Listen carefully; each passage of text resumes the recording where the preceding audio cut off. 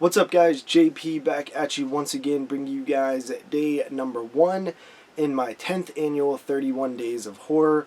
This is a series in which we watch and review 31 horror films in 31 days, all during the month of October, leading right up to the wonderful holiday of Halloween, which is our favorite holiday. 10 years. It's been 10 years.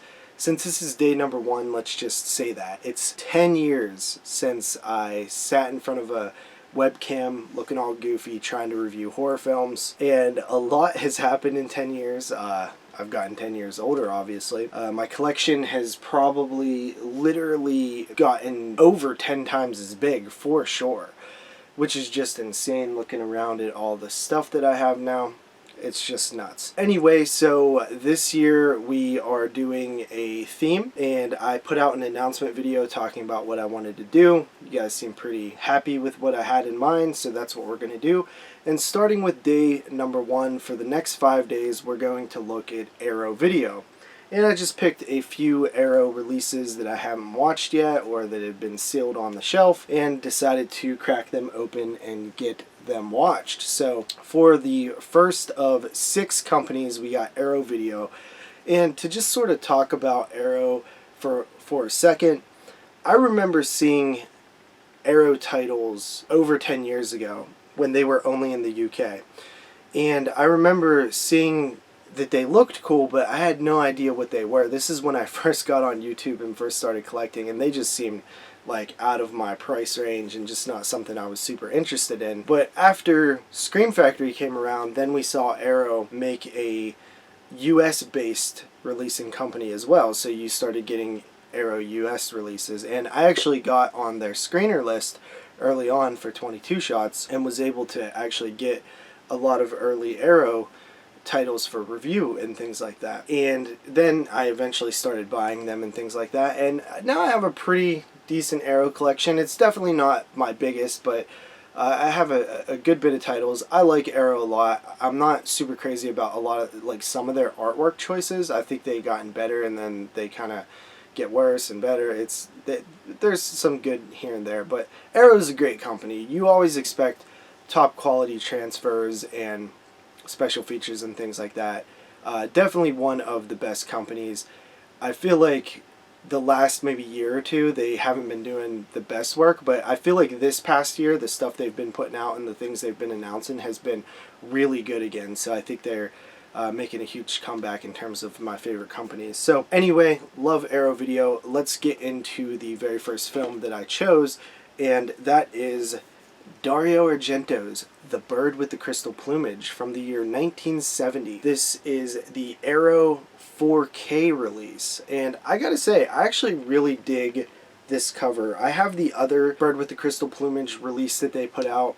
I also have a VCI version, I believe it was. There's been a handful. I think Blue Underground put out a version too. I might even own that, or did at one point. But The Bird with the Crystal Plumage from the year 1970. This is Dario Argento's directorial debut. This is part 1 in the unofficial Animal trilogy. Of course, you got the Cat O' Tails and Four Flies on Grey Velvet, which Four Flies on Grey Velvet is dying for a release of some sort. You know, I think it just had that. Was it Sub Rosa who released the old DVD version? I can't even remember, but I have the DVD, but it's never been on Blu-ray in the States. So that would be a title that would be really cool to see put on Blu-ray, or maybe even 4K, since we're seeing a lot of Argento titles get the 4K treatment now. But The Bird with the Crystal Plumage is a film that I've seen a handful of times. I like the movie, but watching it this time, something different happened. So for those of you who don't know, shortly the 22 Shots guys and I will be releasing a top 10 episode on the year 1970. So I've been watching 1970 movies from the year 1970. Putting that in perspective kind of changed the way I viewed this film a little bit. So let's get into the plot a little bit here. This film follows a writer who is named Sam, and he's having a little bit of writer's block, so he decides that he's going to go back to America. But while walking down the street one night, he sees this art gallery, and he sees this man attack a woman. And he tries to save her. He's kind of locked out, and eventually the killer runs off, and the police come and investigate, and they basically tell him, don't leave, you're a key witness in this thing, we need you around, so he can't go back to America. And the whole time during this, he keeps like thinking about the event, thinking that he's missing some sort of details or misremembering things, so he's really invested in this. Meanwhile, the killer starts taunting him and also attempting to murder him, and meanwhile other people are being killed off, and he eventually teams up with the detectives to sort of solve the case, and it's a murder mystery. So this film is a giallo film. It's one of the early ones. It's not the first, but it's one of the early ones. It's probably one of the ones that really kicked the giallo film movement into gear. Out of the films out of Italy, for those of you who don't know, which probably aren't very many, but giallo is a Italian film genre, and it's based off of these old crime novels that always sort of had a yellow cover, and giallo is Italian for the word yellow. So that's where the name giallo comes from. It literally means yellow, but it is a type of film. They're typically sort of murder mysteries, but they have a little bit hint of horror to them. Some of them have less horror than others, but typically they have very brutal kills. They have some scary elements, some moments that are played for scares, maybe more so fear. They focus on the fear a lot. The giallo films later sort of inspired the American slasher film. A lot of people sometimes think that slashers, and I've heard slashers lumped into giallos that aren't giallos, and I've heard even other Italian type films lumped into giallos that aren't giallos. They're very specific, you know. They do have tropes like many other subgenres, like the black glove killers and the police procedural narrative that happens and things like that, but what separates them from slashers, I would say, is that it's typically not, it has that crime element. They're very different, but I could see where the influence from American slashers came from giallos. It's funny, I've even heard people lump Suspiria into the giallo category, and it's totally not. But giallos are interesting. There's a ton of them. I've seen a lot now, and some are good, some are not so good. Often have these very zany plots. So Bird with the Crystal Plumage, I think, is a really good movie. I think its biggest weaknesses, much like most giallos, it's either you like that type of movie or you don't. And I like that type of movie a decent bit. It's not my favorite. But the thing that I noticed with a lot of giallos is the plots are incredibly contrived a lot of times, and there's just things that happen that don't make that much sense, or plot points that you would have to be a psychic to figure out. Like, even in this film, like this, the bird thing, like how the bird with the crystal plumage ties into the film is a little bit out there. Like, this whole thing with the painting is a little bit out there. The motives for the killers are a little bit out there. You get that a lot with giallos, and a lot of times, like, the reveals of who's doing it is like incredibly absurd. And that's sort of the case with this one too. Now, I will say there's a little bit of a cheat in this film, and it depends on how you view it. When we get to the reveal, basically what you see did not happen at the beginning of the film when you seen it. So they have a completely different scene.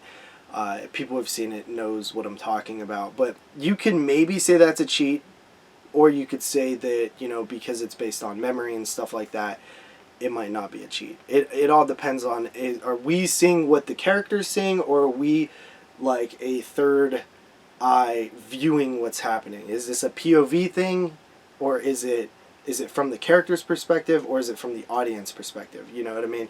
That kind of matters with the ending of this film. But besides that, the things that are pretty cool about this film and giallos is the kills are actually, you know, very fearful. Like, they have this, there's a kill with a woman on a bed, and, you know, the killer with the knife, and, you know, her rips off her shirt and her underwear and stuff, and it's just very, very violent, and gratuitous, so but still sort of beautiful at the same time in terms of like the way Argento makes these movies, and also the score. So I referenced that I sort of viewed this film in a different way this time watching it. And so I've seen this film a handful of times, and I think that it's, you know, a solid Argento film. I don't think it's one of his best. But watching it this time, it kind of struck me because you always hear about Argento and how important of a filmmaker he was and how much style he brought to film. And you watch his films and you're like, oh yeah, I could totally see that. But when you put The Bird with the Crystal Plumage in perspective with what was happening in film around the time and a little bit before, and really put that in perspective, it really does impress you. Now, just watching this film on its own, you might not have in your head a list of all the films that came out around this time and what types of movies were coming out and what they looked like and what they sounded like and what they contained. But when you're actually watching movies from the year 1970, and we also did 1968, and you see that this was sort of on another level compared to the stuff that was coming out.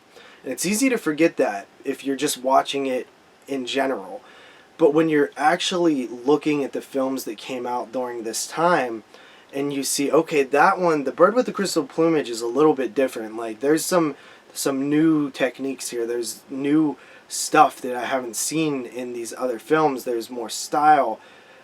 It really makes you appreciate this film more, because I think that I underappreciated it for a really long time. I did think it was good, but I just didn't really see, you know, I was kind of comparing it to Argento's other works and other films like this I had seen that came out way later, but this film at the time was doing something really cool. The only other film that I could think of, you know, would be Mario Bava's Blood and Black Lace, which makes sense since the Argento and Bava connection. But yeah, Argento was doing some really cool stuff at a time where, if I'm going to be perfectly honest, 1970 is a pretty boring year, and there's not a lot of like meaty films to grasp onto that have a lot going on and are cool like that. So Bird with the Crystal Plumage, I think, is a pretty good watch. The 4K transfer looks really good. There's one scene that I really like where, well, first of all, just in general, like the set pieces, like the museum and stuff, very beautiful. Argento, especially his early films and his giallos, always used these like amazing set pieces and locations that I absolutely love, that you just don't see in film that much anymore, where these settings and set pieces are almost, characters are like crucial to the feeling of the movie. You don't really see that a whole lot anymore, and that kind of bums me out. You get it a lot with Italian films of the era. But this movie has the one scene that I was talking about, where Sam is walking down a foggy, dark alley and he gets attacked. Like, I just think that it looks so cool. But yeah, Bird with the Crystal Plumage, very, very solid giallo film. I'm going to go ahead and give it an 8 out of 10. I think it's a really good movie. If you guys have never seen it, definitely pick up The Arrow. I think it's, you know, pretty affordable right now. It's only about $30, and you get this cool sort of thick edition with the book and everything. But yeah, so that is day number 1, and we'll see you tomorrow with another Arrow video review. So until then, peace out.